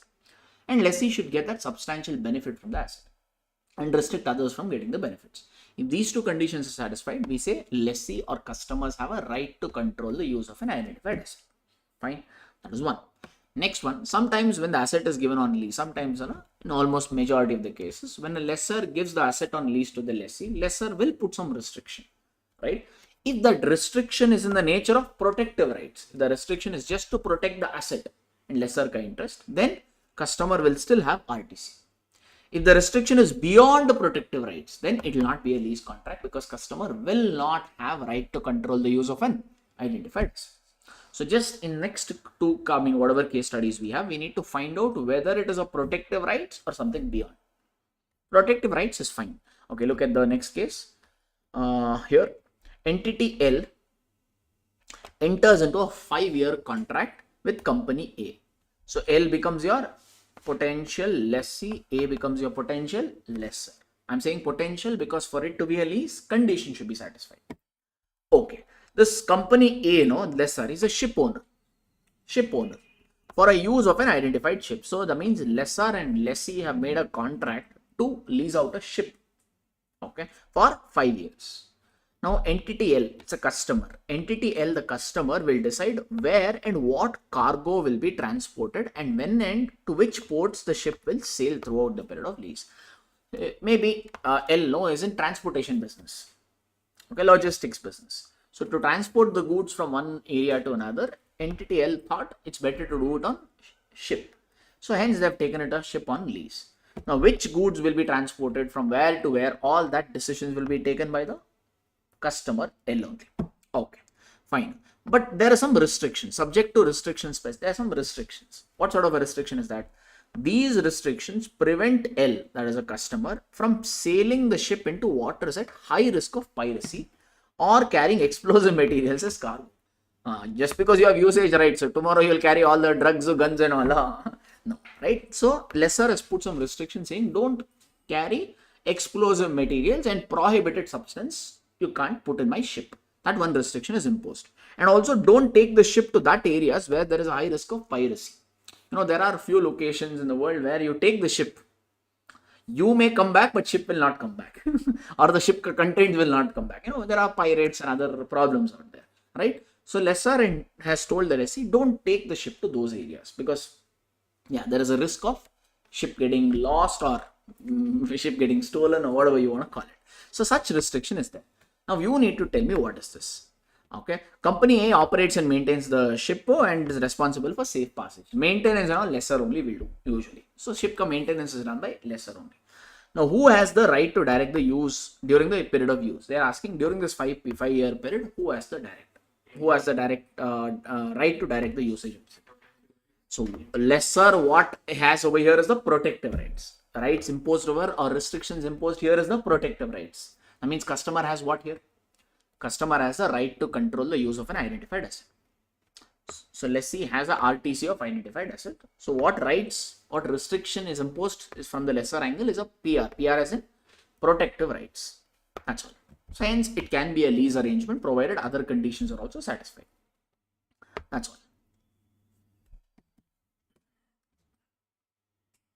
Takatak is going. We are already in 7th question. Just another 15 questions more. Class done. Okay, now almost all are one-liner question, except as I said, 2 big questions. I would like to do it. Let's see based on the time. But so far all good, no issues. Okay, maybe let's do a thing. Let's have a quick recap of what we have done once and then move ahead. Okay, what is the standard name, people? IND AS 116 leases. Okay, now whenever an lessee takes, we are doing all lessee accounting here. A lessor accounting we'll do it maybe after 2 or 3 days. Okay, so whenever a lessee takes an asset on lease, as per IND AS 116, lessee has to show 2 things compulsorily. What are those? ROU, right of use asset, and liability called lease liability. this ROU and lease liability, lessee is not required to show for two kinds of leases. What are those? Short-term lease, lease of low value assets, LVA. For these two assets, for these two kinds of lease, short-term lease and LVA, you can do simplistic treatment. So when the lessee pays the rent, lessee can say lease rental to bank and transfer that lease rental as an expense to SPL. ROU, lease liability and all not required. Like the way you used to do it in 11th and 12th grade, that whole accounting simple treatment is good enough. But when does a lease become a short-term lease? For you to call a lease as a short-term lease, the total lease term at the lease commencement date only should be 12 months or lesser. Not later on. On the commencement date only, total period should be 12 months or lesser. Okay, that is one. And lessee should not have an option to purchase the asset. If these two features are satisfied, it is a short-term lease. Next, LVA. What is LVA? Low value assets. These are basically assets which are high in volume. They are more in number but less in value. Okay, examples are your mobiles, or telephones, or office printers, small furniture, etc. etc. But for you to take LVA exemption, first it has to be an LVA, meaning lessee should be able to use the asset on its own or with the resources available with the lessee. And the asset should not be highly interrelated or interdependent. And sublease option should not be done. Then only you can go for the LVA exemption. Okay, after that, what did we learn? We learned about lease cut definition, right? Lease is basically a contract or a part of the contract that conveys four things: right to control, the use of an identified asset for a certain duration called lease term in return for a payment called lease payment. Okay, next we looked at SSR. If supplier has SSR, substantive substitution rights, then customer will not have RTC of identified asset, because if supplier is going on substituting the asset, you will not be able to identify which asset is taken on lease. So if supplier has SSR, it is not a lease contract. As a general assumption, we assume that supplier does not have SSR. If supplier has SSR, you will have to prove it by satisfying both the conditions. What are those both the conditions? Supplier should have this SSR or should have a right to substitute, or it should be practical. Supplier should have a practical ability to substitute the asset throughout the lease. And it should be beneficial for the supplier to substitute. But substituting after a particular period of time, after 1 year, 6 months, 2 years, or substituting the asset after a particular event like breakdown and all, is not considered as SSR. Okay, next. What did we look at next to? Identified asset. So when can you say an asset is identified? When it is physically distinct. Is it necessary whole asset should be physically distinct, or even part is okay? Part is also okay. Like 1 floor out of a 10-floor building. At 1 floor you can do the lease accounting. Okay, this is one. Next one, if same asset, one asset only, if it is used by multiple people, if it is leased to multiple customers, then you need to check which customer is using the asset for its substantial capacity and getting substantial benefit. Substantial here refers to 95% or more. For that customer, it will be a lease. For other customers, it will not be a lease contract. Okay. Next, we looked at RTC. So when can you say lessee or customer has RTC? Right to control. When can you say customer has a right to control the asset? When the customer can decide the asset ka usage. When the customer can decide the right to direct the usage of an asset. Where to use it, who to use it, who will use it, when, how long to use it, etc. All this decision customer should be able to take it. Okay, and customer should be able to get substantial benefit from that asset. Okay, but when you take an asset only, some restriction lessor may put in. If that restriction is in the nature of protective rights, then customer still will have RTC of identified asset. But if it is something more than protective rights, then it is not an RTC. Then it will not be a lease contract. Okay, sir. Now this is done. No. Okay. Next small concept. Can I go for that? Sometimes, no, people, you will take multiple assets on lease. You will take multiple assets on lease and make a single lease arrangement. Single lease contract you will make. Look at this example. Sir, a lessee took furniture and machinery both on lease from a same lessor. From one supplier, customer took two assets on lease. One asset is furniture, another asset is machinery. Now the question will arise, should we treat them as two lease contract for accounting, or should we combine them? Understood the pain point here? Should we treat furniture? We have made only one agreement. In one agreement, two assets are taken on lease. So should we treat, for accounting sake, that these are separate assets and do two separate accounting? One ROU lease liability for furniture, one ROU lease liability for machinery. Separately we should do the accounting like that, or can we combine and do the accounting?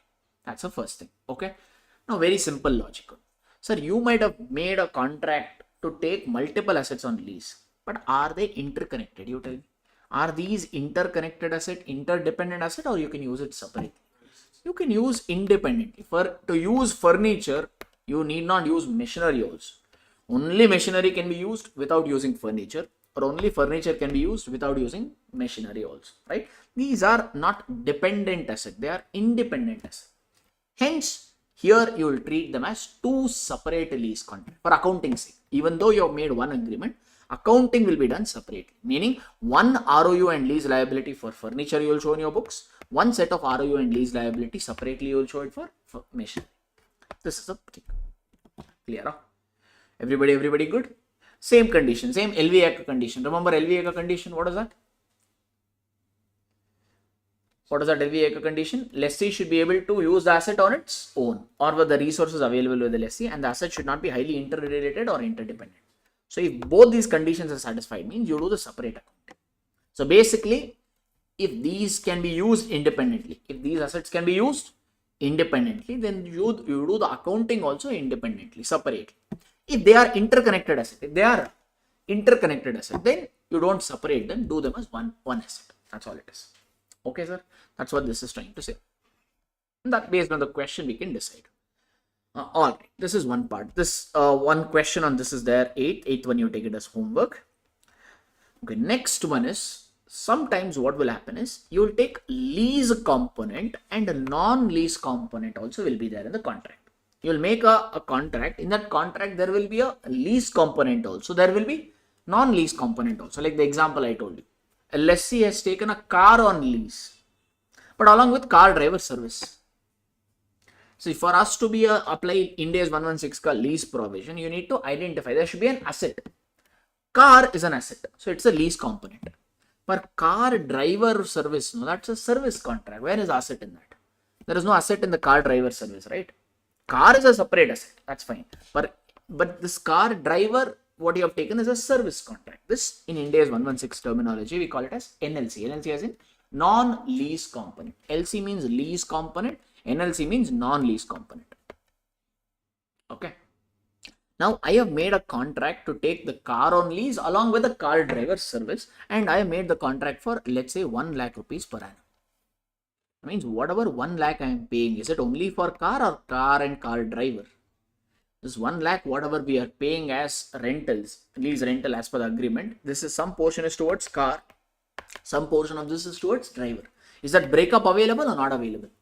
Not available. Okay. Even if it's available, also what to do? That is what we are about to discuss here. Clear? Now, what the standard is giving over here is, standard is giving a simplistic treatment. Practical expedient. Do you remember we discussed a practical expedient? Right? Practical expedient means practical relief. Okay. Yes. Right. You remember in impairment loss we discussed. Instead of doing impairment loss under the sophisticated method, probability or default and all, you can do based on provision matrix for debtors we discussed. Based on age-wise report, you can make the provision. That's a practical expedient. Practical expedient means a shortcut. Now, here also practical expedient is available. When we say practical expedient, no, it is a choice. Whose choice? Company choice. So, a shortcut, one shortcut IND AS is recommending. If you want, you can take it, or you can go for a longer route. Company ka choice. What is that practical relief or shortcut is? Lease component and non-lease component. Here, car is a lease component, car driver service is a non-lease component. You don't have to separate. Standard is saying you don't have to separate. In this 1 lakh, you don't have to find how much for car and how much for car driver service. Because ideally, IND AS 116 provision will only apply to car. Because for you to apply IND AS 116, there has to be an asset. Correct? No? Asset is only car over here. Ideally, for car driver service, you should not apply IND AS 116. Correct? But one practical relief shortcut is given, that because sometimes you will take many assets on lease with some service also. Separating all that can be practically a little bit headache. Hence, what shortcut IND AS 116 is giving is, if you take a lease and non-lease component together in a lease contract, you don't have to separate them. Out of this 1 lakh, how much you paid for car, how much you paid for car driver service, you need not separate. You can do one accounting. Entire 1 lakh, you can treat it as a lease payment and do the accounting. Whole component, you can treat it as one contract. Okay, you can treat both of them as what? A lease component and do the accounting. You can treat both as one lease component, and whatever 1 lakh you paid, you can treat it as a lease payment and do normal lease accounting. Separation not required. That's what I've written over here. LC, lease component, NLC need not be separated. That's a practical shortcut. But some companies, they are sophisticated. They will say, no, I will separate. I will separate. If company wants to reject this practical relief, because this is optional.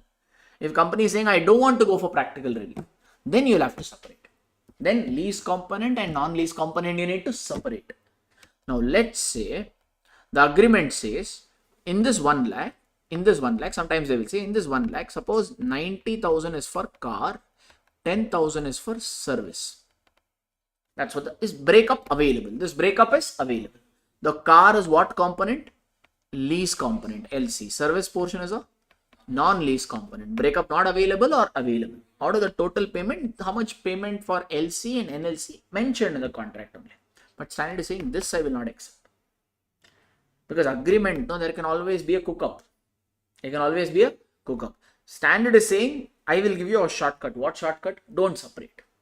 Treat 1 lakh as, you don't have to separate lease and non-lease component. Treat them as one and do the accounting and do lease accounting.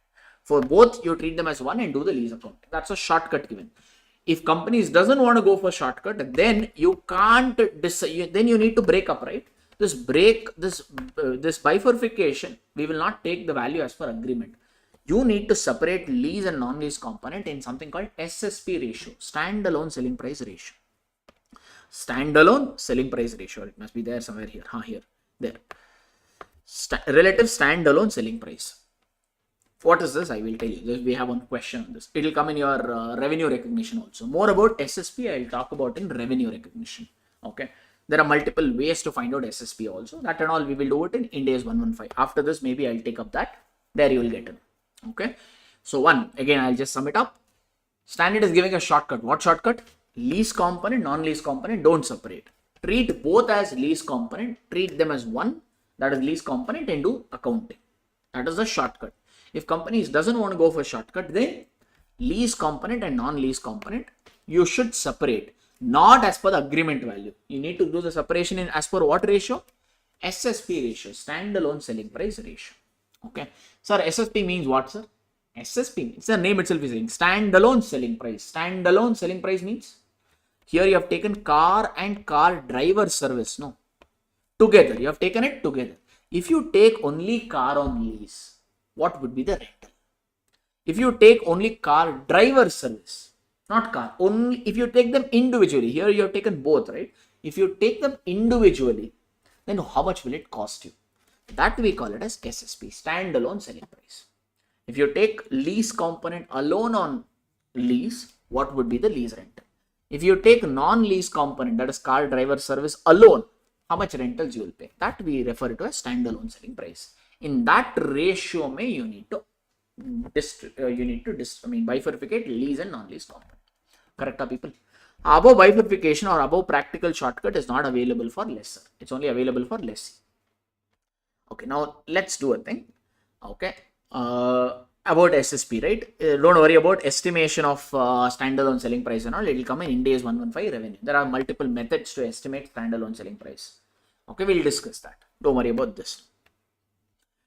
Now, this portion SSP, you might not have had full clarity. Let's take up one question that will give us a little better idea about this. Okay, it's fine. Even if you've not got it fully, you'll get it now. Check this. There's a numerical question. This is a better guidance factor.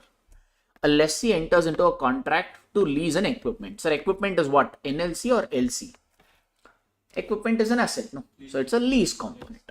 The contract stipulates or mention lessor will perform maintenance of the leased equipment. So asset means it will require some maintenance service. Who's giving that maintenance?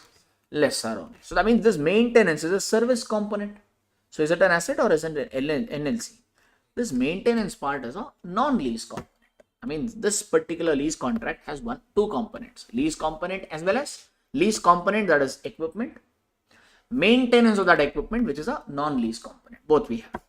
Okay. And the consideration for that maintenance service also will pay. That means we need to pay the lessor for two things. One for leasing the asset and second one for giving some maintenance for that asset.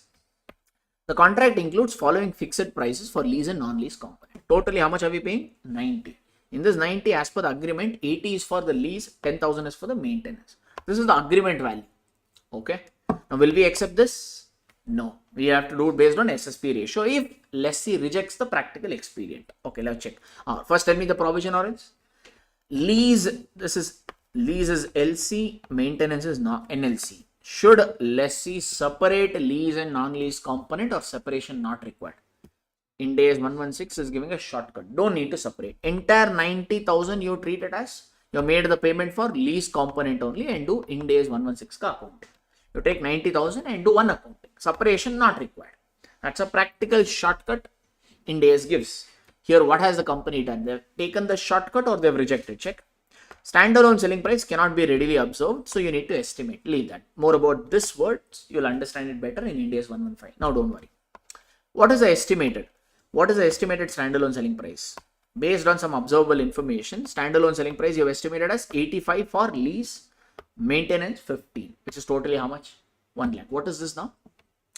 Sir, in this particular contract, you have taken equipment and maintenance both together. If you take equipment alone on lease, how much it will cost? 85. If you take only maintenance contract without equipment, how much will it cost? 15. That we call it as SSP, standalone selling price. Okay, na sir? So this is 1 lakh, this is 90. Yeah, when you do bundle, when you take multiple components, won't you ask for discount? When you buy one shirt, you may pay 1,000 rupees. If you buy, let's say 25 shirts, will you still pay 1,000 or we will definitely ask for discount? In fact, we will say, give me at 100 rupees. Correct? Right? That way.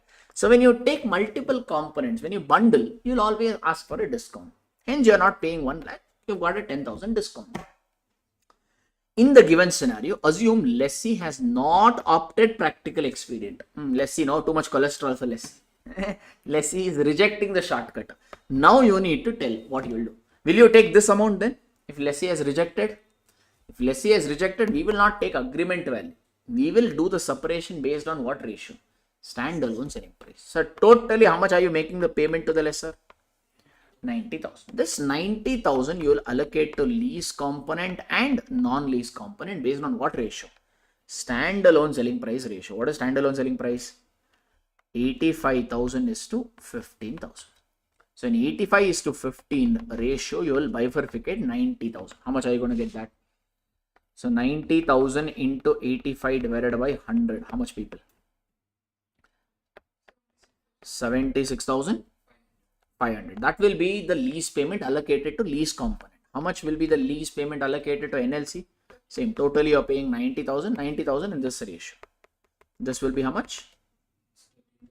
13,500. Like this. Total obviously will be 90,000. Clear, sir? So this is the portion you will allocate to lease component. And this is towards a non-lease component.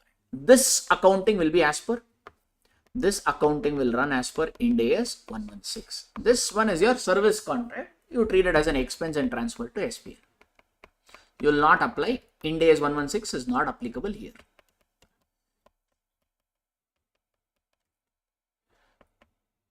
If you separate only for the lease component, you will apply IND AS 116. For non-lease component, you can't apply IND AS 116. It becomes a supply contract.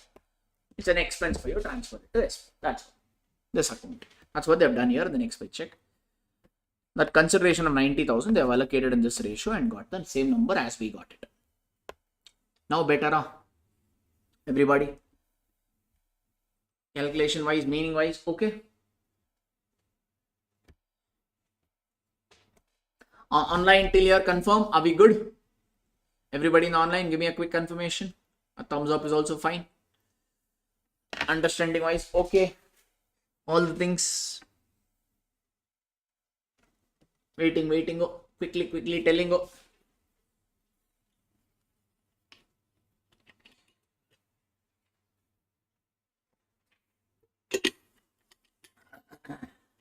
Yes, no people? Comfortable, no? Alright, so let's move forward then. There is one more small concept called 1 minute. Can I do maybe just another 20 minutes? Can I take it and give you the break? It's fine with you, maybe till here, till 11th question, a couple of questions, couple of concepts, small ones, manageable. Okay, look at this. What is this? So, inception date. Sir, there are two concepts again called inception date, commencement date. Inception date, we'll call it as ID. Commencement date, we'll call it as CD. What is the significance of this? Again, these are not that very important. Okay, so maybe 1 or 2 marks ka MCQs, or it can be brought in a bigger question also. So far, we have not seen, but there is a possibility. Inception date, commencement date. Both look same, no? English definition. Commencement date, inception date. Both look same, but as per IND AS 116, there is a meaning. There is a separate meaning to it. What is that is? Sir, on the inception date, you will check whether it is a lease or not. On the inception date, you will check whether the contract is a lease as per IND AS 116 or not. For it to be a lease, 4 features should be satisfied, no? What are those?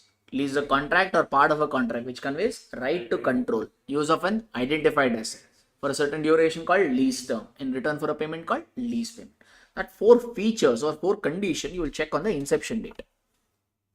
Okay, fair enough. So on the inception date, you will check whether that contract is a lease contract and can you apply IND AS 116.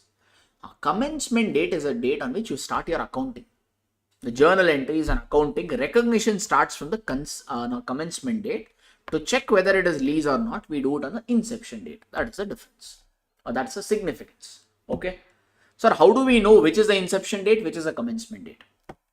For that, they've given over here. Inception date is that date which is earlier of the two. Inception date is earlier of the two. One is the agreement date. Obviously, for a lease, you will enter into an agreement. No, that usually 99% of the case, agreement date becomes inception date. Okay, or there could be one more, agreement date or the date on which the principal terms of the lease have already been agreed upon. The date on which commitment by parties to the principal terms. The date on which principal terms you have agreed, that day becomes your inception date. What is this now? So sometimes what happens, you may not do the agreement. You know, in India, we are big on sentiments. No? Our favorite dialogue, you don't trust me. You want paper. Our favorite dialogue. No? Sometimes, yeah, we don't. We know that, right? Right? No, you, in your case only, you would have already started articleship. But would you have already submitted that forms to the institute, or form you submit after 1 month? Possible, bro. Principal will do it later. Will you argue with them? Will like, it's okay, our principal only. Then we will get to know it's not so ours also. Right?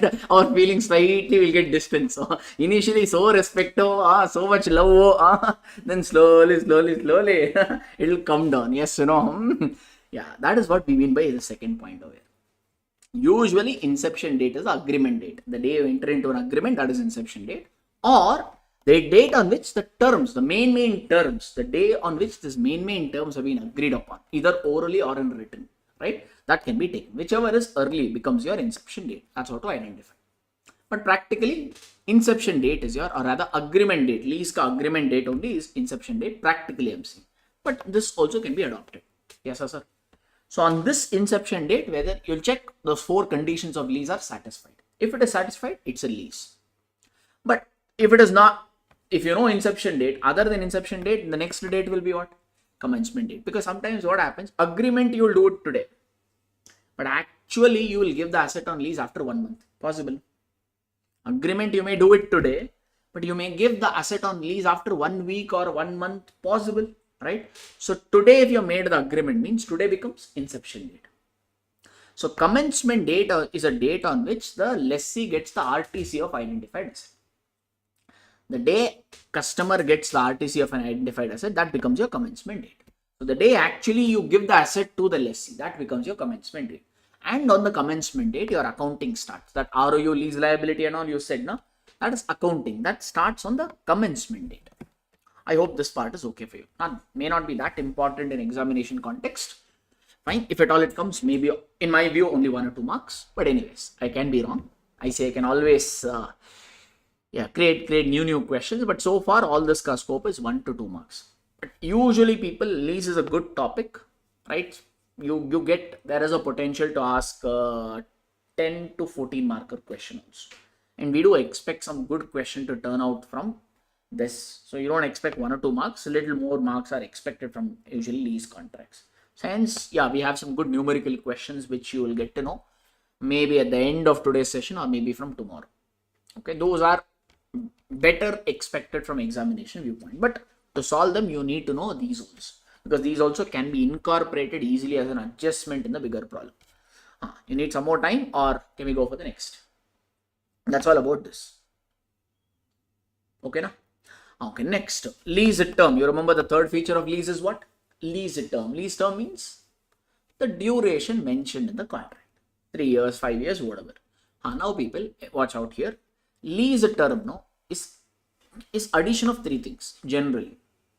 NCT, non-cancelable term, plus RP, renewal period, plus TP, termination period. What did I say?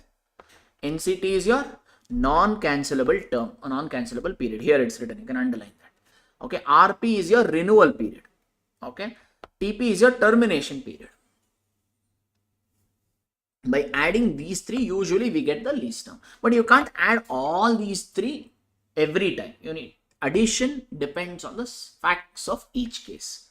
But generally by adding these 3, we get lease terms.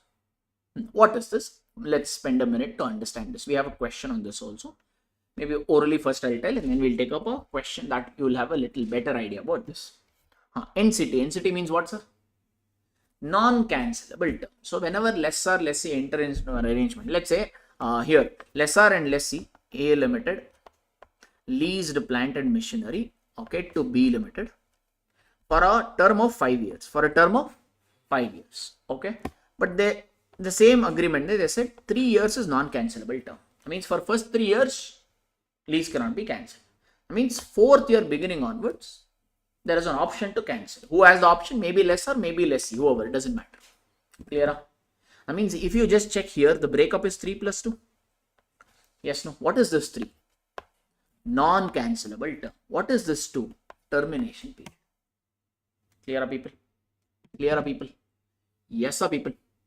In the same contract, they may say, after 5 years, if lessee wants, they can renew it for 4 more years.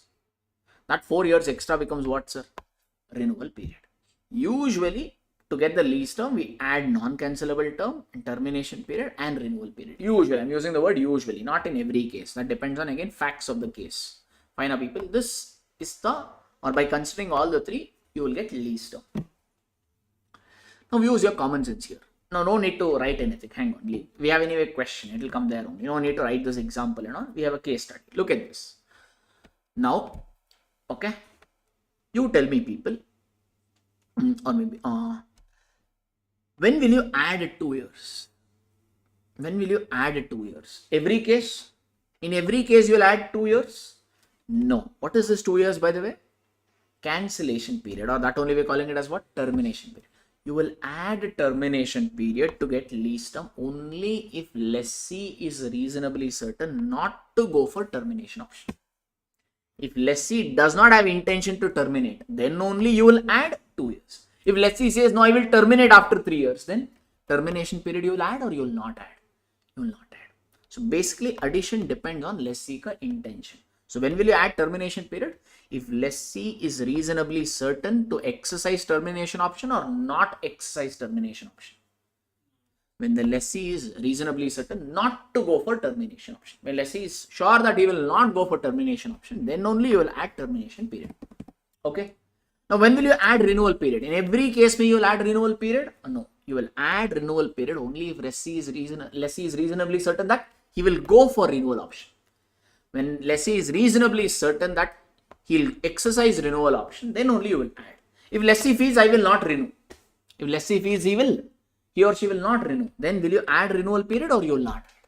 You will not add. So it's basically based on the intention, RP, TP will be considered.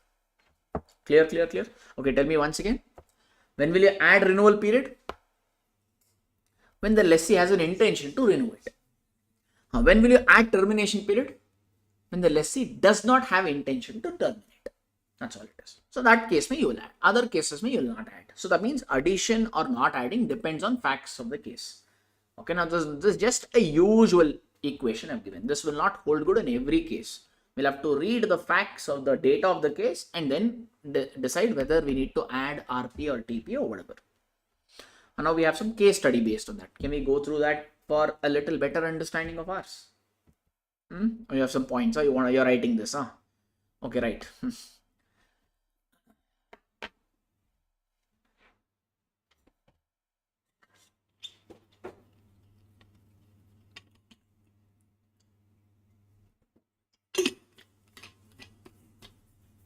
Finisha. Okay, look at this, people. Determine the lease term. Case study. Question. They've created two separate cases. Read the data and you tell me the answer. ABC enters into a lease of equipment that includes non-cancelable term of 6 years. This is your NCT, non-cancelable term. And a 2-year fixed price renewal option. So you can, after 6 years, you can also renew it for 2 more years. 2 more years renewal period is there. Okay, now check. There were no termination penalty. If you cancel the lease, there is no termination penalty or other factors. So this line you have to read it fully together. There is no termination penalty or other factors indicating ABC is reasonably certain to exercise renewal option. The word there is no. This no applies for no termination penalty and no other factors indicating. That word is common there. Okay, don't read it in isolation. Now how you should read this is there is no termination penalty or there is no other factors indicate ABC is reasonably certain for renewal option. That means lessee wants to go for renewal option or there is no factors proving he wants to go for renewal option. There is no reasonable evidence to prove that lessee wants to go for renewal option. Means here RP you will add or you will not add. This word no is common, don't interpret. I know this word is it's a little subjective because you can read it here and there, but this is what question is trying to say. The question is trying to say that lessee is not sure whether he'll go for renewal option. If lessee is not sure going for renewal option, then RP you should not add. So what will be the lease term? Lease term will only be NCT, non-cancelable term of 6 years. Yes, sir. So first case my lease term will be 6 years. Okay, sir. All right. Next, same exact question ka another build up they've given. XYZ enters into a lease of building which includes non-cancelable term of 8 years. So NCT is 8 years over here. And there is a 2-year market price renewal option. Non-cancelable term 8 years. Renewal period is 2 years. Before it takes as in lessee takes the possession of building, XYZ pays for leasehold improvements. So normally when you take office space on rent and all. Now if you just check ArivuPro, we did not have all this furnitures. We did not have all this partitions and all. It was just normally when you take, you'll get an empty space. In that empty space, we will build cubicles to keep the laptops, right? All this interior work we will do, lessee will do. That's only they're calling it as leasehold improvements. So after taking the asset on lease, or rather before it takes the possession of building, XYZ lessee pays for leasehold improvements. They've done some interior work. Okay. The leasehold improvements are expected to have a significant value at the end of 8th year. That means that leasehold premises has become scrap at the end of 8 years or it still has good value. The useful life they're saying of that leasehold interior ka useful life is not 8 years. It is more because it has significant value still at the end of 8th year. So it does not become scrap. If it does not have significant value after 8 years means more or less it has become scrap. Here still it has good value at the end of 8th year also. And that value can be only realized through continued occupancy of lease property. That means what, sir? You have taken an building on lease. After that you did some interior. Now the interior ka residual value has become 0 at the end of 8th year or it still has good value? It still has good value. How can you recover that? By using for higher period. That means now you tell me what are the chances that lessee will not renew this? Lessee will not go for renewal option or lessee will go for renewal option? Lessee will go for renewal option because he has done some good interior. He has spent a lot of money on interiors. Now if he changes the building, he has to do another interiors in a new building which is costly.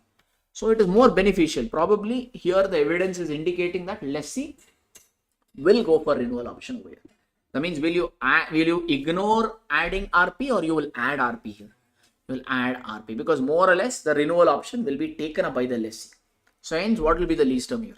Non-cancelable term of 8 years plus renewal option of 2 years. So lease term will become 10 years in this particular case. That's all. So this is purely based on intention. Now you might have a doubt. So what if intention changes later on? All that we call it as lease modification, reassessment, remeasurement. It is there. That is accounting. First let's know the basic accounting. Then we will talk about modifications. right? Your intention can change. If your intention changes, your lease term can increase, it can reduce and all. So that we call it as lease modification. It will come maybe on the third day. You need to wait. Oh, all that is there, don't worry. Next, same case, they built one more pointer. PQR enters into a lease of an identified retail space in a shopping center. In a shopping mall, we have taken a retail outlet on rent. The retail space will be available for PQR only for 3 months in a year. This is the same as your warehouse. No? Previously, we took warehouse as storage for 2 months. Here it is 3 months in one mall, one retail shop. We have taken it for how many years? For 7 years. Now what is the lease term? 7 years? Huh? No, you're not. You don't have all the 12 months in a year. We don't have control. In a year, how many months we have control? Only 3 months we have a control. And how many years you have entered into a contract for? 7. That means totally the lease term is for 21 months. That is the answer. That's all. So this is done. Clear? Cancelable, don't need to worry. Leave that. It's fine. As I said, your lease terms can change. Okay, that we call it as lease reassessment. You don't have to worry about this. It's fine. This para, it's fine. It's basically common sense. Maybe we'll read this question. Automatically, this concept you'll understand. What is this reassessment and all that. Again, this will come. In the tomorrow's session, I'll be talking about that. So again, I'll not worry about the pointers here. Look at this number. Automatically, you'll get to know what we are trying to say here. Question number 11 you found? Maybe we will do this and we'll take a break. And then we'll have some numerical other questions. We'll worry about that later. Check this. Company N has taken 10 vehicles on lease for a period of 5 years. So 10 assets they have taken for a period of 5 years. With also an extension. Extension as in renewal option.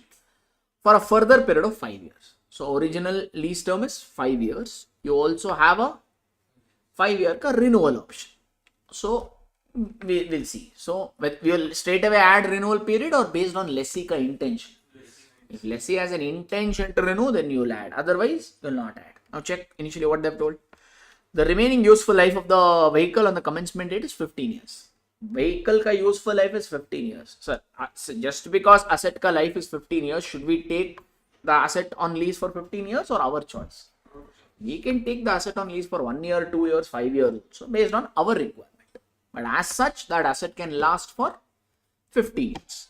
Now, company N, potential lessee, has determined on the commencement date that it is not allowed. It is reasonably certain to exercise renewal option.